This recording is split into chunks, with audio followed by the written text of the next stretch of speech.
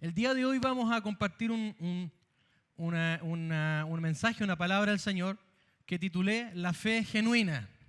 ¿Cómo se llama? La verdad es que en los tiempos que estamos viviendo sobre la nación, estamos viendo, se anunciaban cerca de 60.000 puestos de trabajo o de personas que han sido desempleadas. Una serie, no tengo la cifra exacta de cuántas pymes se han cerrado. Eso, por supuesto, conlleva toda una situación económica, social, que con ojos naturales no es para nada favorable. Por lo tanto, en los tiempos que vivimos como hijos de Dios, tenemos que vivir por fe. ¿Se acuerda? Hace 2 semanas atrás el apóstol predicó acerca de caminar como Dios en los principios de su reino y nos llevó a levantar la mirada y mirar desde arriba al Dios sobrenatural por sobre las circunstancias. Para eso necesitamos caminar por fe. Diga conmigo, en este tiempo necesito caminar, andar y vivir por fe. ¿Qué es la fe? La fe es una habilidad, ponga atención, sobrenatural dada por Dios para que podamos creer lo que no es lógico, lo que no es posible naturalmente, lo que no tiene sentido para el humano natural y lo que él no puede ver. ¿Lo repito?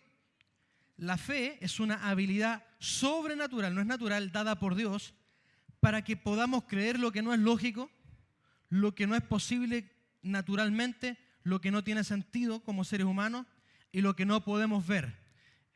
Por eso la fe va contra la vista como se nos ha enseñado, va contra las circunstancias.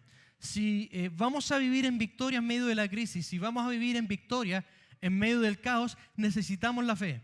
Necesitamos esa habilidad sobrenatural que Dios nos ha dado, porque la Biblia dice en Romanos que a cada uno se le repartió una medida de fe. Cada uno de los que estamos aquí sentados fuimos empoderados por Dios. No es que Dios te vaya a empoderar con fe. Su palabra dice que Dios ya te repartió a ti y a mí una medida de fe. La palabra medida significa metrón, que Dios te dio una porción que tú la tienes que activar, utilizar, desarrollar.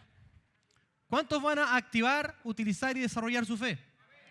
2 o 3. ¿Cuántos van a activar, desarrollar, utilizar su fe? Amén. Entonces, uno de los problemas con respecto a usar la fe, y ojo aquí, es que muchas veces creemos que tenemos fe cuando no la tenemos. O creemos que estamos usando la fe cuando no la estamos usando. ¿Me explico? Vamos al libro de 1 Timoteo, capítulo 1, versículo 5. 1 Timoteo 1, 5. Voy por mientras, dice: pues el propósito de este mandamiento es el amor, nacido de corazón limpio y de buena conciencia y de fe no fingida. Una fe no fingida. Ojo que para que el amor de Dios se desarrolle en nuestras vidas, ahí hay 3 requisitos. ¿Los vieron? Primer requisito, hay que limpiar el corazón. Por eso es que si uno está lleno de cosas, jamás va a poder amar bien. Segundo, hay que tener una buena conciencia, que tiene que ver con limpiar nuestra conciencia moral de lo que es bueno y malo según Dios. Pero tercero, tener una fe no fingida, lo cual nos da a entender que la fe se puede fingir. ¿Qué es fingir? La palabra fingir es simular. Tiene que ver con hipocresía, pretender ser, hacer o tener algo que no tenemos. Es simular, es aparentar, es actuar, es tomar el papel de un actor y ponerse en un papel. Y muchas veces hacemos eso. Simulamos que tenemos fe, decimos, no, yo creo en el Señor, pero cuando viene la prueba, tememos. Cuando vemos lo que está pasando, nos gobierna el temor, nos viene la ansiedad, la crisis está tomando control de nuestra respuesta emocional, de lo que estamos pensando, nos hace confesar mal, y entonces lo que pretendemos tener muchas veces lo simulamos, porque lo que no es real bajo la prueba no permanece. Uno puede fingir prácticamente todo el fruto del Espíritu. Uno puede fingir amor, también habla de eso la palabra, y cuando se pone bajo presión va a salir a la luz y realmente lo tenemos. Uno puede fingir ser manso, pero cuando lo aprieten al punto donde le toquen los callos, va a saltar y se va a rebelar contra una autoridad o no va a ser dócil. uno puede fingir ser humilde, pero bajo presión el orgullo va a salir. Y creo que todos nosotros en algún punto de nuestra vida, y estamos todos metidos en esto, hemos fingido algún fruto del Espíritu. Hemos fingido ser algo. ¿Y para qué uno finge? Gracias por la pregunta, me respondo solo. Uno finge porque pretende hacer creer a los demás que uno tiene algo, o peor aún, se engaña a sí mismo. Ojo aquí. Pero nosotros tenemos que exponer lo que es una fe real y una fe genuina para que nos podamos evaluar en este tiempo y ver, pastor, a ver, ¿estoy usando la fe o estoy usando el temor? ¿Estoy moviéndome en el reino o no? Para eso vamos a poner acá una plantilla de la palabra para que podamos activar la fe, porque tú y yo tenemos la fe. Tú y yo la tenemos, pero hoy la vas a activar y la vas a usar. La fe es como un músculo que cuando uno lo deja de entrenar o lo deja de usar, sucede que se atrofia, pierde fuerza. Entonces cuando vienen situaciones como la que estamos viviendo donde se nos obliga a usar la fe, si llevábamos tiempo no usándola porque nuestra vida estaba tranquila, estaba cómoda y no teníamos la necesidad de usarla, entonces se atrofia. Perdemos fuerza, pierde resistencia y ya dejamos de usarla. Y bajo esta crisis, Dios la está despertando para que volvamos a ejercitarla, volvamos a fortalecerla, volvamos a desarrollarla. Todos tenemos esa medida, pero no todos la llegan a desarrollar a un nivel de árbol. ¿Por qué? Porque la fe pasa por pruebas hasta que se desarrolla y tú sigues creyendo y sigues creyendo lo que Dios dijo. ¿Qué es lo que Dios dijo de tu familia en este tiempo? ¿Qué es lo que Dios dijo para la nación en este tiempo? Él dijo que no se venía bien, y lo dijo muchas veces y lo ha vuelto a decir. Pero también dijo, ojo aquí, que todos aquellos que nos pusiéramos bajo su ala, no viviríamos lo mismo que están viviendo los de afuera. Es más, este es el tiempo, como en el tiempo de las vacas flacas de José, que él tuvo para dar. Dos o tres lo agarraron. Dios te va a equipar para dar de todo, para dar palabra, para dar semilla espiritual, para dar consejo, para dar amor, para dar contención y también para dar en lo otro. Entonces la fe se contamina y hace que uno no la use. La pregunta es, ¿con qué se contamina la fe? Primero que nada, con la duda. Diga conmigo la duda. Cada vez, y esto lo hemos enseñado muchas veces, cada vez que se mete una duda que es un cuestionamiento consciente o inconsciente muchas veces a lo que Dios dijo, va a entrar el estado de desestabilización dentro de nosotros. Dios dice, no te preocupes, que vas a estar bien, que se viene mal, pero clama a mí y yo te responderé. Sube al monte, porque los que estén en la parte más de afuera de la relación con Dios, o sea, los atrios, no van a tener respuesta, pero Dios dice, no, sube al monte, ve la intimidad y yo te voy a dar respuesta. Entonces uno dice, amén, eso es lo que tengo que hacer. Y uno se agarra a la palabra, confía en Dios, aunque se estén cayendo los patos asados, vamos a ver respuesta, lo vamos a hacer. Pero se levanta la duda y uno se estabiliza.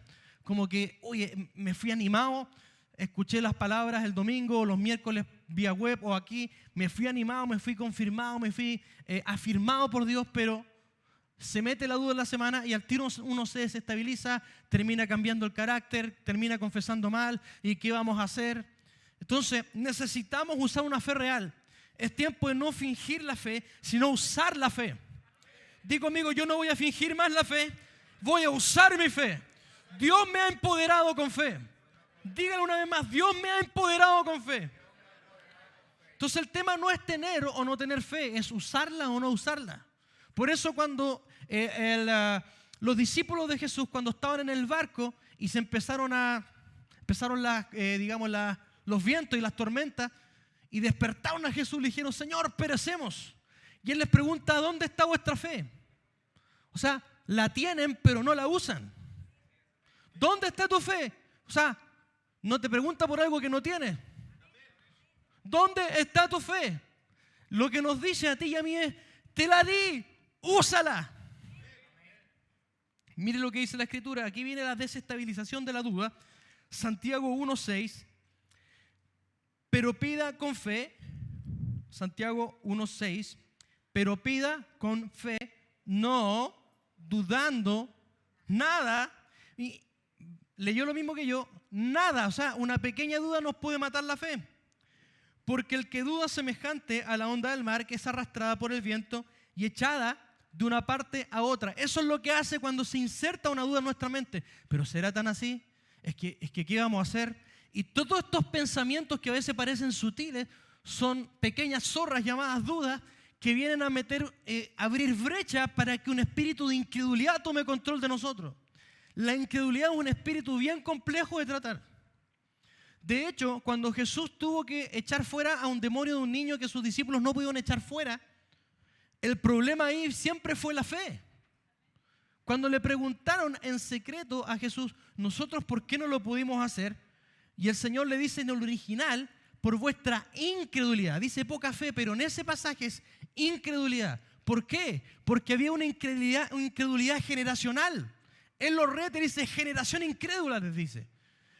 ¿Por qué? Porque este mundo es incrédulo. El príncipe de los aires es incrédulo. Y si nosotros nos dejamos contaminar con lo que dicen las noticias, que lo que dicen los compañeros, que lo que dicen los economistas, que lo que dicen quien sea lo que digan que puede ser verdad desde la lógica, nos fue dada fe para ir sobre la lógica, sobre lo natural, sobre la estadística, sobre la economía, sobre el tipo de cambio, sobre la divisa, sobre el desempleo. ¿Cuántos dicen amén aquí? Para eso nos fue dada fe, para no vivir en lo natural, para poder vivir en lo sobrenatural. La fe es un equipamiento divino para caminar en la dimensión y en la esfera del reino al cual pertenecemos. Pero la duda, que parece ser algo sutil y algo, un pequeño pensamiento, sí, pero es que el Señor lo dirá por este hermano. Cualquier cosa que cuestione en un pequeño grado lo que Dios ha dicho y lo que Dios te dijo, se llama duda. Y su misión es abrir brecha para infiltrar en nosotros un espíritu de incredulidad. Así que hoy día nos vamos a liberar de ese espíritu. ¿Cuántos dicen amén? No más incredulidad. Y eso es lo que hace la duda. Nos arrastra para allá y para acá, para allá y para acá. Alguien nos imparte fe, nos prendemos. Entra la duda y volvemos al punto inicial. Entonces hay que madurar para romper la duda. De hecho, muchas veces incluso se requiere ayuno. Jesucristo, cuando dijo, el problema que tuvieron fue un problema de incredulidad, agrega, pero este género no sale sino con oración y ayuno. Por supuesto que el demonio no era el que le iba a decir, te está ayunando, me voy a tener que ir. No se trataba de eso. Del que oraba, que tenía incredulidad, necesitaba tener una vida de oración y ayuno para él estar libre de la incredulidad y operar en lo sobrenatural. De hecho, el original de ahí dice, este espíritu no sale sino en oración. ¿Qué significa? Que quienes lo pueden sacar de su vida o mantener fuera de su vida son aquellos que se mantienen en una vida de oración. Amén. Entonces hay que orar, diga conmigo, hay que orar. Nos ha dicho eso el Señor por todos los tonos. Antes de que viniera este estallido, tuvimos un mes, el apóstol y también otro, enseñando de la oración. ¿Se acuerdan o no? Entonces, nosotros tenemos que pelear una batalla para que la duda salga afuera. Por eso 1 Timoteo 6:12 dice, pelea la buena batalla de la fe, echa mano de la vida eterna, a la cual asimismo fuisteis llamados, habiendo hecho la buena profesión delante de muchos testigos. No sé si está viendo. Habla de una batalla de la fe. ¿Cuál es esa batalla? Entre creer lo que Dios dice y dudar lo que Dios dice. Versus la circunstancia. Y después agrega aquí que la fe tiene poder de echar sobre lo que está en la vida eterna, echar mano sobre lo que está en la vida eterna. ¿Qué es lo que está en la vida eterna? Todo el recurso en la dimensión del reino celestial. Gracias por ese amén.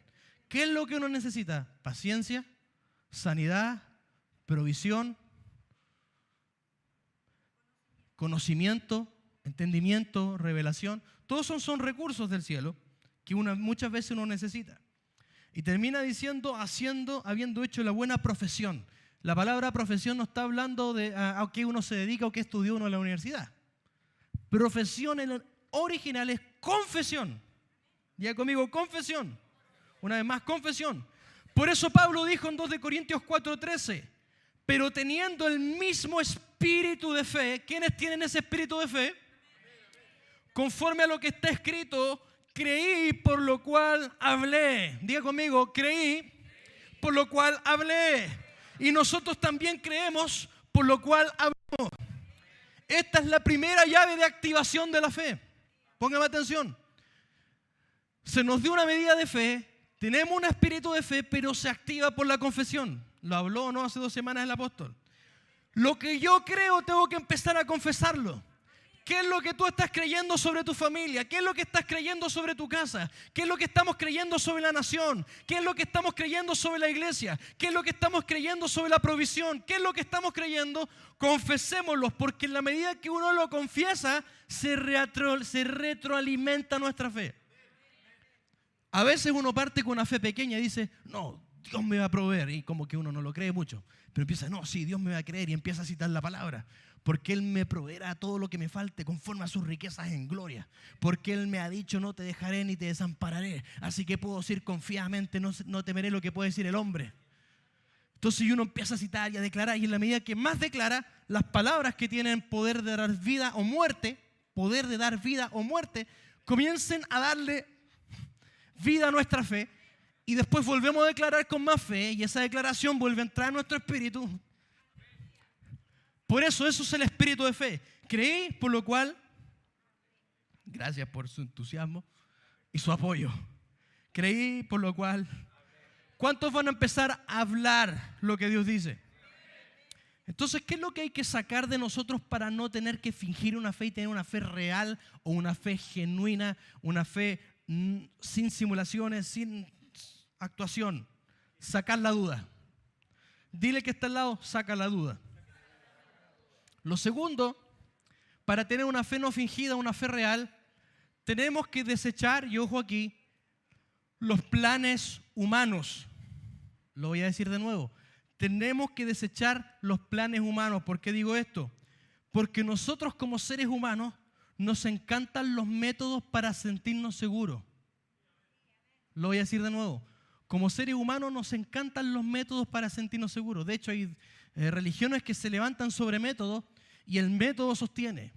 Donde quiera que se instaura un método, ya no necesita fe porque confía en el método y no en el Dios que hace los milagros. ¿Por qué digo esto? Porque muchas veces Dios nos da una palabra de lo que va a hacer y nosotros no tenemos el oído correcto para hablar, para oír y producir fe. Por eso la fe viene por el oír, que es el oído espiritual, y el oír por la palabra de Dios. Que hay palabra es rema, o sea, aquella palabra que Dios revela en tu espíritu. Esa palabra que te choca, y se te abrió. Ese es el rema de Dios. Entonces, cuando entra en el oído, si no tenemos el oído correcto para oír, le vamos a agregar cosas a la voz de Dios. Y que generalmente es como nosotros creemos que se va a cumplir esa palabra y se lo añadimos a la palabra de Dios.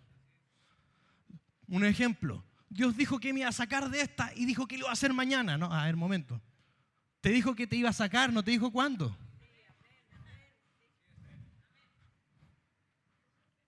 Le ponemos tiempo, lo va a hacer de esta forma.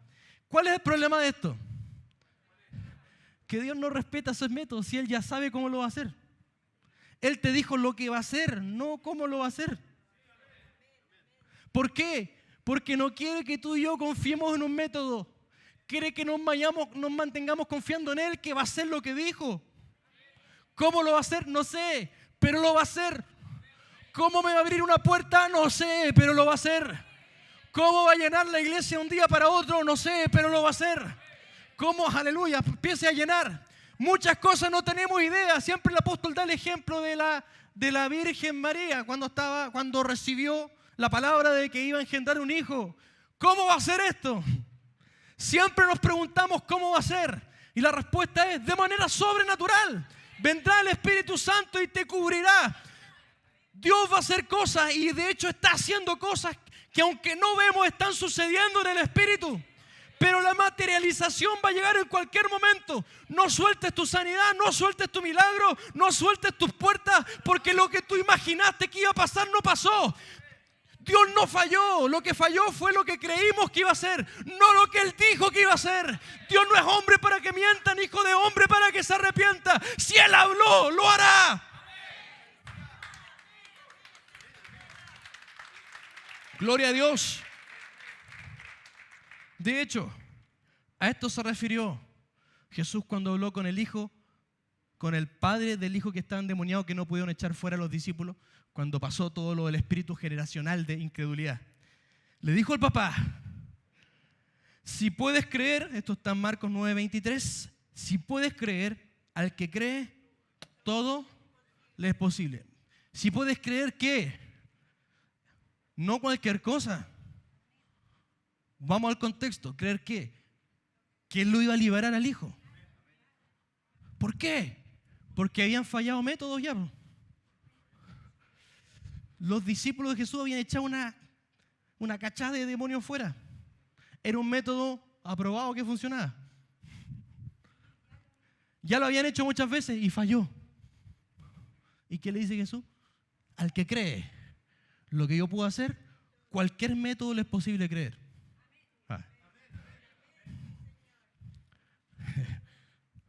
A ver, les voy a ayudar un poco. Vamos a la escritura.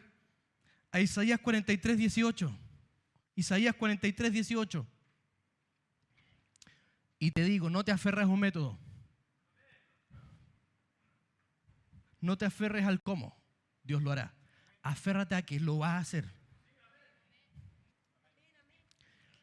No os acordéis de las cosas pasadas, ni traigáis a memoria las cosas antiguas. ¿Por qué? Porque siempre que nos quedamos pegados atrás en el pasado, en una herida, en un dolor, no vamos a avanzar. ¿Sí o no? Pero también significa otra cosa. ¿Por qué está hablando de no quedarse pegado en las cosas antiguas? Por el versículo 19. He aquí yo hago cosa nueva. Y ojo, y aquí viene lo que es contradictorio aparentemente. He aquí yo hago cosa nueva, pronto saldrá la luz, no la conoceréis. O sea, ¿no la van a ver acaso? La vas a ver. Y después dice, otra vez abriré camino en el desierto y río en la soledad. A ver, ¿me acuerdo de las cosas pasadas o no? Si me dices que va a hacer cosa nueva y me termina diciendo que va a hacer otra vez lo mismo. ¿Está leyendo el mismo pasaje que yo? Está diciendo que va a volver a hacer lo mismo, pero lo va a hacer de una manera distinta. Voy a volver a darte el resultado que esperas. Voy a abrir camino en el desierto. Voy a abrir empresas en una hecatombe social. Voy a dar puestos de trabajo cuando la mayoría lo está perdiendo. Voy a abrir ríos en la soledad. Voy a sorprenderte. Voy a hacer cosas que nadie puede hacer. Yo puedo crear donde no hay. Pero no te acuerdes de la manera en que lo hizo ayer. Porque vas a pensar que lo voy a hacer igual y te vas a perder. No. Voy a usar un nuevo método. Mantente creyendo en mí. Porque cada vez que uno entra a una nueva etapa o nueva estación, Dios cambia. Y no usa las mismas herramientas para conseguir los resultados que esperamos. Porque Dios no es un Dios de tradición, de religión, porque nos gusta pegarnos al método. No sé, uno hubiese visto a Jesús sanar a un enfermo o un ciego haciendo un barro con escudo y tierra. Yo veo hacer ese milagro y yo lo patento. Le doy hartos litros de agua a Jesús, sacamos harto barro y hacemos varias pócimas y la vendemos, ¿no? Pero no lo volvió a hacer. Sansón, a veces lo hizo con la palabra, a veces puso las manos, a veces escupió directo en la cara, a veces puso 2 veces las manos. Sansón una vez mató a no sé cuánto, no me acuerdo el número, con una quejada de burro. Era como para haber patentado esa arma de guerra, ¿no?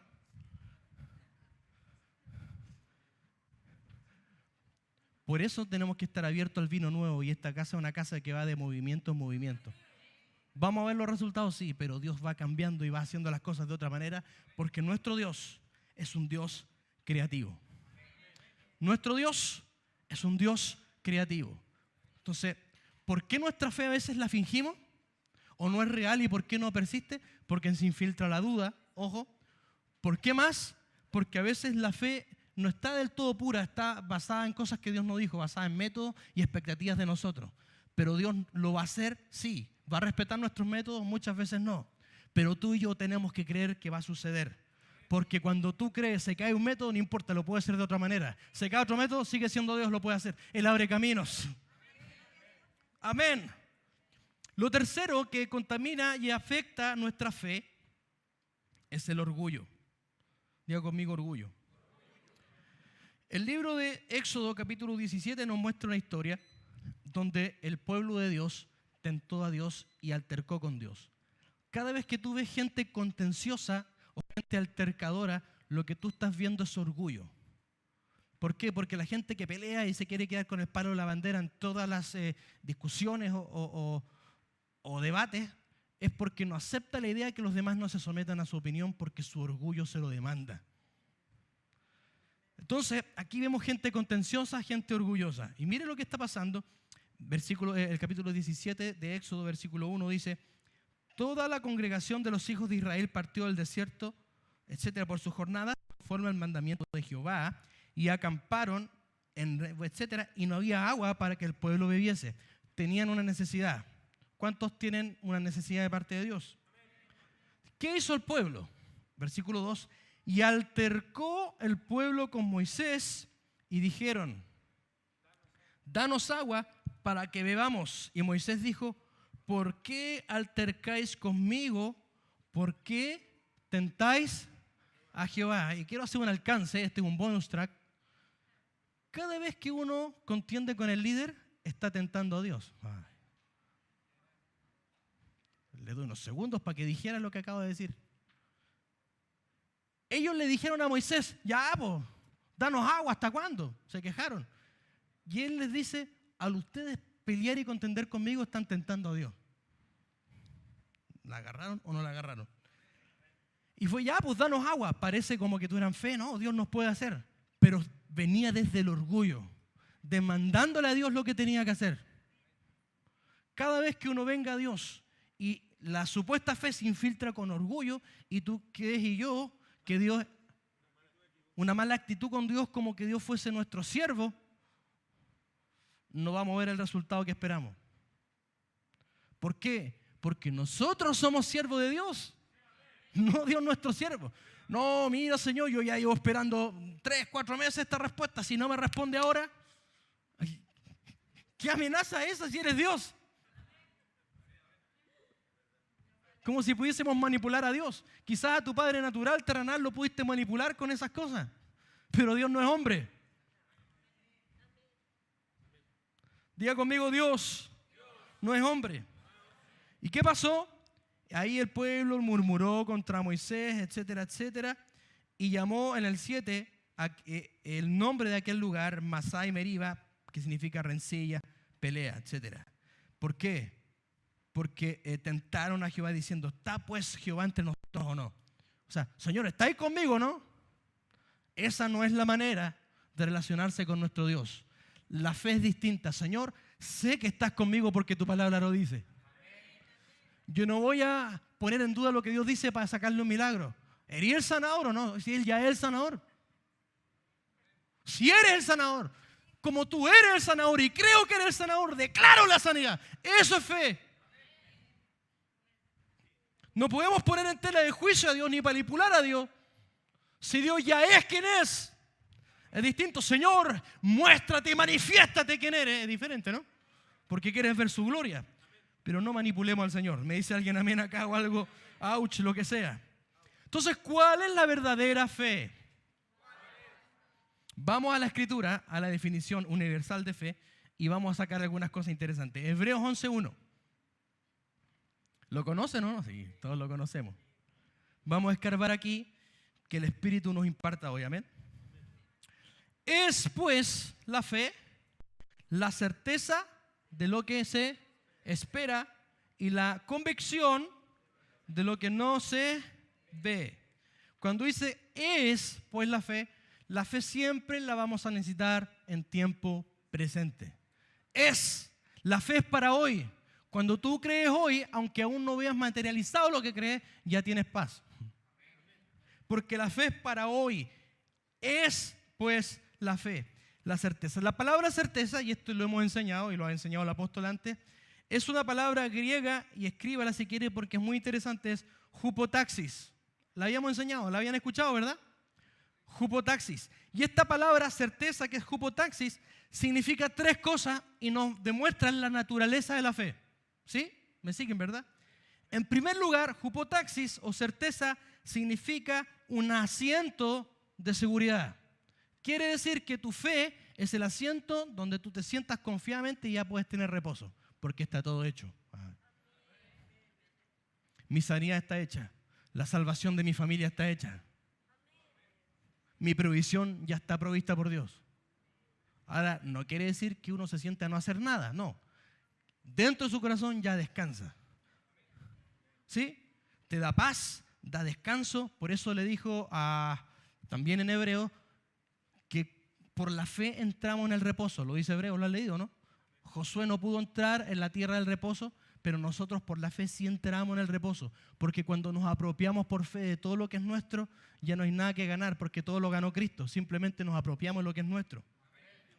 Es un título. Eso es lo segundo. Dijimos asiento de seguridad. Número 2 significa un título de propiedad. En esos tiempos, de hecho, una vez leímos un libro interesante con el apóstol donde se encontró y se desenterró un título de propiedad donde alguien tenía una propiedad, un título de propiedad, y se llamaban hupotaxis. O sea, se refería a algo que era legalmente tuyo. Quiere decir que nuestra fe es un instrumento legal. Lo voy a decir. Nuestra fe es un instrumento legal. Esto es tanto así, yo el otro día orando escuché el Espíritu Santo algo muy loco. Me dijo, cada vez que active la fe y tú sientas que yo activo la fe para algo, es mi autorización para que lo hagas. Porque la fe es un título legal, es una legalización y es un permiso del cielo diciéndote Dios es tuyo. La fe, hermanos amados, está el don de fe y la fe que uno tiene, ¿no? La fe que cada uno tiene es la medida que recibió y cómo la trabaja. ¿Cómo uno trabaja su fe? La tiene que hacer crecer en cantidad, digo amigo, cantidad, en calidad e influencia. Una vez más, la fe hay que hacerla crecer en cantidad, en calidad e influencia. Pero les voy a explicar lo que es. En cantidad es cómo se ensancha la revelación. Porque Romanos dice que en el Evangelio la fe se revela por fe y para fe. Cada vez que Dios nos revela más de su palabra, la fe aumenta en cantidad porque hay más cosas que creemos. Antes no sabíamos si Dios sanaba o no, si quería sanarme o no, y viene la revelación de la palabra, que Él murió para que fuésemos sanados. Creció en cantidad mi fe porque ahora sé que me pertenece la sanidad. Y así, como las 3 maldiciones de la ley que habló el apóstol, que fueron abolidas por Jesús, que son muerte prematura, enfermedad y pobreza, cuando yo sé eso, pues se agranda mi fe en cantidad porque hay más cosas que sé que son mías, aleluya. Entonces, cada vez que usted viene acá y se le revela algo fresco, algo nuevo de la herencia que tenemos en Cristo Jesús, empieza a crecer su fe en cantidad. No necesariamente en calidad. En cantidad. ¿Cuál es la calidad? Es cuando esa fe es probada. Que lo que tú dices creer, no sé si creo en sanidad, pero viví una enfermedad y salgo a flote creyendo hasta que Dios me sana, ahora esa fe está probada y creció en calidad porque es más resistente. Mientras más tiempo resiste la fe de alguien creyendo algo, su fe se robustece y se hace más grande. ¿Me dice alguien amén acá? Y en influencia es a cuántos puedo yo afectar con la fe que tengo para que crean lo que yo creo. Diga conmigo influencia. ¿Cuántos van a hacer crecer su fe en influencia, en calidad, en cantidad? Pero el don de fe, y ojo acá, el don de fe es como los dones del Espíritu Santo que son repartidos por el Espíritu Santo, se activan cuando Dios quiere muchas veces. Si el que tiene don de profecía no va a agarrar una fila y le va a profetizar a todos porque Dios le habla a quien quiere, lo hemos dicho acá. El don de fe, el Espíritu Santo te lo activa para creer cosas específicas en ciertos momentos. Josué estaba peleando una batalla terrible contra los gabaonitas y se le acababa el día y necesitaba que se le alargara el día para terminar ahí mismo la batalla. Y entonces se activa en él el don de fe para decirle al sol que se pare y que se largue el día. ¿Quién puede creer eso en su sano juicio? ¿Quién tiene la habilidad de creer tamaña cosa? Es porque se activó una fe sobrenatural, ni lo dudó. Le habló y ¡pum!, se paró. Y declaro en el nombre de Jesús que Dios en este tiempo activa los 9 dones del Espíritu. Activa el don de fe, el don de milagro. Vas a ir en la calle, vas a estar en distintos lugares y de repente vas a sentir una osadía dentro de decir, no, si se tiene que levantar de la silla. El don de fe activo. Y en esa ventana de oportunidad puedes creer lo que sea. Porque es la misma fe de Dios, aleluya, depositada en ti. ¿Dice alguien amén a eso? Entonces la fe es un título de propiedad. Si Dios te dio la fe para creer algo, es porque Dios te está diciendo es tuyo. Lo voy a repetir. Si Dios te dio la fe para creer algo, es porque Dios te está diciendo que es tuyo. Si te dio la fe, te dio el título legal, te dio el título de propiedad, te dio la autorización del cielo. Está legalizado en el cielo que tú tienes acceso a lo que Dios te dijo. Asiento de seguridad, la palabra certeza, título de propiedad y número 3, sustancia o esencia. Jupotazo, sustancia o esencia. La fe es materia espiritual del cielo depositada en nosotros. Ay. Materia del cielo, es sustancia del cielo. Depositada es una esencia, una materia espiritual que Dios te pone dentro. Uy, sientes cómo es el cielo. Mire lo poderoso de la fe. Y a veces Dios te dice, ten fe. Ah, sí, pero ¿hasta cuándo? Yo quiero ver. Ten fe, te dice Dios. Segundo, sustancia también significa la esencia o la naturaleza de algo. Por ejemplo, lo expliqué una vez esto.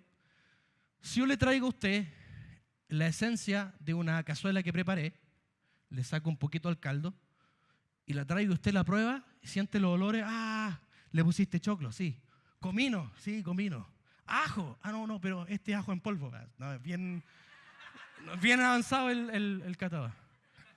Oh, le pusiste cúrcuma. No, o sea, en la esencia ha capturado todo lo que no puede ver. No puede ver el plato, pero al probarla la visualizó el tiro. La fe es la naturaleza y la esencia de lo que Dios ya te dio. Tú ya puedes tocar lo que Dios te dijo que tendría. Tienes la fe y lo ves, te ves ahí, lo puedes tocar, lo olfateas. Estás feliz porque sabes que lo tienes. Por eso a veces fingimos la fe. No, yo tengo fe, pastor, pero andamos chuteando piedra. ¿Se fija que realmente no tenemos fe muchas veces o no la usamos más bien? Y también significa la palabra sustancia o substance en inglés. Se refiere a cosas valiosas y a riqueza. En la sustancia también se refiere a riqueza, porque la fe es la riqueza del cielo. La fe es la moneda del cielo. Con la fe, tú, entiéndame en el sentido espiritual, uno puede hacer transacciones. Lo que tú crees, desatas. ¿Cuántos van a levantar su fe? Entonces es la certeza de lo que estás esperando. Es el asiento de seguridad que lo que esperas va a llegar. Es el título de propiedad de lo que esperas de Dios ya es tuyo. Y es la sustancia o esencia que ya te permite sentir que lo que aún no has recibido ya lo tienes. Y también es, y con esto termino, la convicción de lo que no se ve. Y la palabra convicción significa prueba o evidencia para refutar. Ojo aquí, para refutar lo que no se ve. Si Dios te dijo que te iba a sanar, si Dios dijo que iba a salvar a tus hijos, si Dios dijo que te iba a proveer en medio de la crisis, y todas las evidencias dicen lo contrario, Dios te dio la fe para refutar esas circunstancias. Ay. Y decirle, no, eso no es verdad. Ay. No, esto no es lo que Dios me dijo. Esto va a cambiar. Esto, como dijo el apóstol hace 2 semanas, es temporal, pero lo que Dios me dijo es permanente. En cualquier minuto cambia mi situación. Te voy a decir, Dios puede cambiar nuestra vida en un solo día. Necesitamos fe para tiempos difíciles. Necesitamos fe genuina para enfrentar los desafíos que se vienen. Necesitamos fe para creer lo que Dios nos diga, aunque esté pasando lo contrario.